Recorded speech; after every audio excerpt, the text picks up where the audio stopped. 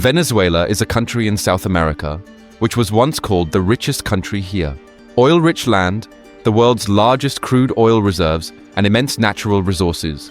Yet today this country has become a symbol of stories of economic crisis, inflation, and poverty. So let's know this amazing trip to Venezuela from the beginning and know how this very rich country reached the crisis period. Chapter 1. Historical background. From the 16th century to the early 19th century, Venezuela was a colony of Spain. During the Spanish rule, agricultural products such as sugar, cocoa, tobacco, and leather were produced and exported on a large scale.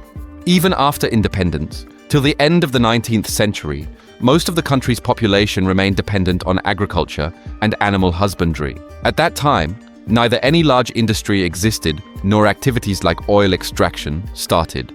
At the beginning of the 20th century, the reign of dictator Juan Vicente Gómez allowed foreign oil companies to find oil in Venezuela.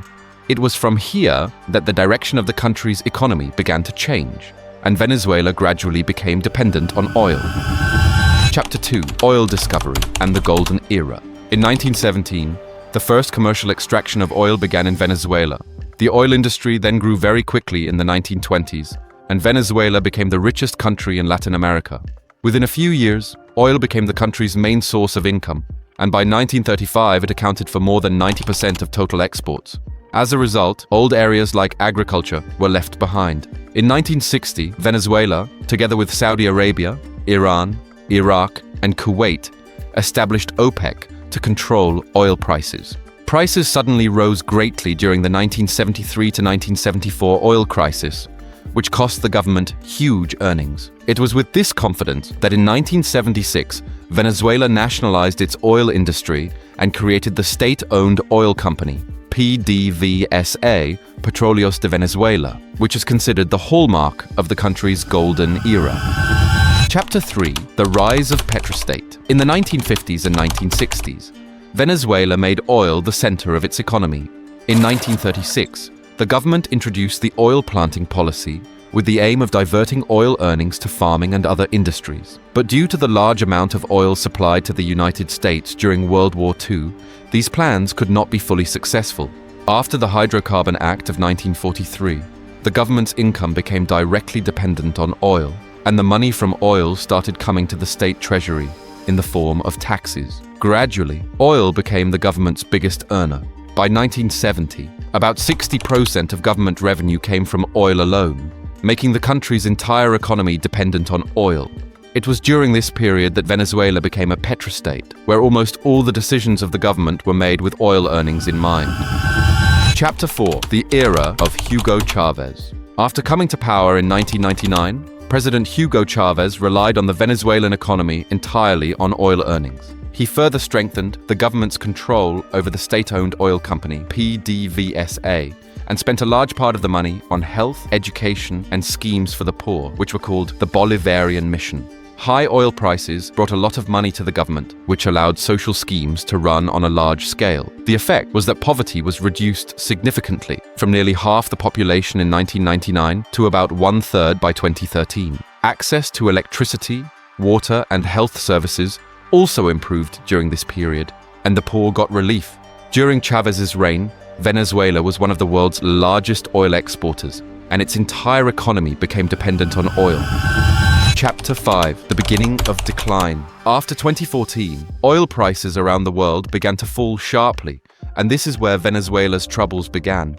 In the last years of Chávez, and later under the rule of President Nicolás Maduro, the government spent a lot but did not manage the money properly. Huge subsidies and overspending on social schemes led to the government coffers emptying. Between 2014 to 2015, the price of oil fell from about $100 per barrel to about $30, reducing the country's income in one fell swoop. Already wrong economic policies and strict currency controls made the situation worse. As a result, inflation rose sharply. It became difficult for people to get food, and the country's GDP fell drastically. After 2015, Venezuela was plunged into a deep economic crisis. Chapter 6. Nicolás Maduro and the Escalation of the Crisis. Nicolás Maduro became president after the death of Hugo Chávez in 2013, but the situation worsened under his rule. Meduro continued with the old economic policies and did not reduce government spending despite the growing crisis. To make up for the deficit, the government borrowed more and printed notes on a large scale, causing the value of the currency to fall sharply. After 2017, Meduro stripped the power of the opposition-controlled parliament and created a new constitutional assembly under his party. During this time, the income of the common people lagged far behind inflation. In 2018, the government introduced the new currency, sovereign bolivar, but its price also quickly fell. Inflation became so terrible that in some time the prices rose by millions of %. As a result, between 2013 and 2018, the country's economy almost halved and Venezuela's standard of living fell sharply. Chapter 7: Hyperinflation and Currency Collapse. Under the rule of Nicolás Maduro, the Venezuelan currency bolivar began to break down completely. Hyperinflation began in the country from the end of 2016, and by 2017, inflation reached almost 4,000%. The situation worsened so much that by the end of 2018, inflation reached millions of %, and international institutions warned of further increases. The prices changed so fast that the shops stopped writing the price. Ordinary people's earnings became almost worthless. The minimum wage in 2019 was reduced to a few dollars. Everyday necessities became difficult to obtain, and long queues for food and drink followed. Many families did not have enough to eat, and some were forced to pick up garbage or eat wild fruits to survive. This terrible inflation hurt the poor people the most. Chapter 8: Sanctions and International Isolation. The US and some other countries imposed tough economic sanctions on Venezuela to prevent oil revenues. Since 2017, the US government imposed sanctions on the state-run oil company, PDVSA, making it very difficult for Venezuela to sell oil and get money from it. The purpose of these steps was to put pressure on the Maduro government. At the same time, many countries in Latin America refused to recognize Maduro as the legitimate president. The Venezuelan government was also strongly criticized in international forums such as the European Union and the United Nations. These sanctions and international isolation further reduced Venezuela's access to the oil market, further declining the country's earnings and deepening the economic crisis. Chapter 9: Humanitarian and Migration Crises. The worst impact of the economic crisis was on the lives of ordinary people. The country's health system nearly collapsed, hospitals ran out of medicines, and many vaccination programs shut down. Diseases such as diabetes and TB began to spread again. Malnutrition increased due to lack of food, and a 2017 survey revealed that about 75% of people lost weight. Due to lack of access to medicine and treatment, many chronic diseases became life-threatening. The situation became so bad that millions of people left the country and went to neighboring countries. According to the United Nations, about 8 million Venezuelans will become refugees or migrants by 2025. In many places, people had to stand in queues for hours to get food, and basic amenities such as water, electricity, and communication were often missing. This is how Venezuela was plunged into a deep humanitarian crisis. Chapter 10: Corruption and Institutional Erosion. Corruption played a huge role in the collapse of Venezuela's oil industry. Hugo Chávez appointed his political supporters by removing experienced executives from the oil company who did not have experience in the oil sector. After the major strike of 2002, about 19,000 employees were laid off and replaced by the military or retirees, severely weakening the company's technical capabilities. Gradually, corruption spread to every level. Scams began to take place in food imports, government schemes, and even military funds. The international organization Transparency International included Venezuela among the most corrupt countries in the world in 2018.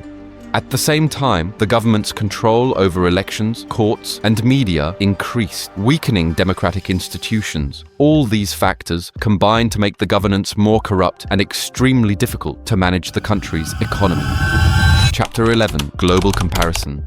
If you compare Venezuela with other oil-rich countries, the difference is clear. Norway discovered oil in 1969, but it kept the money it got from oil in savings rather than spending it directly. In 1990, Norway created a special petroleum fund and set the rule that only 3% of that fund would be spent by the government each year. Due to this, the oil earnings were secured for the future, and the country's economy continued to spread in many areas. At the same time, other oil-exporting countries like Saudi Arabia are also trying to diversify today, but they did not get caught up in a serious economic crisis like Venezuela. These examples make it clear that without strong institutions, transparency, and the right policies, even a wealth of oil can put a country in crisis, as happened with Venezuela. Chapter 12. The Path to the Future.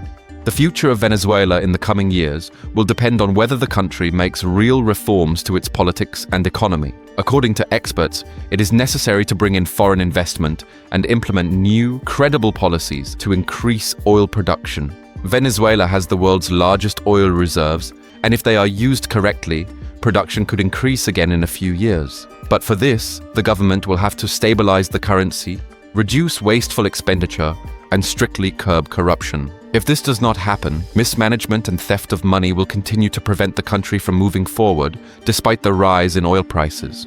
All in all, international cooperation, investor confidence, and the return of democratic order can be the way out of Venezuela's economic crisis. If you enjoyed this enlightening journey, don't forget to like and subscribe to the video.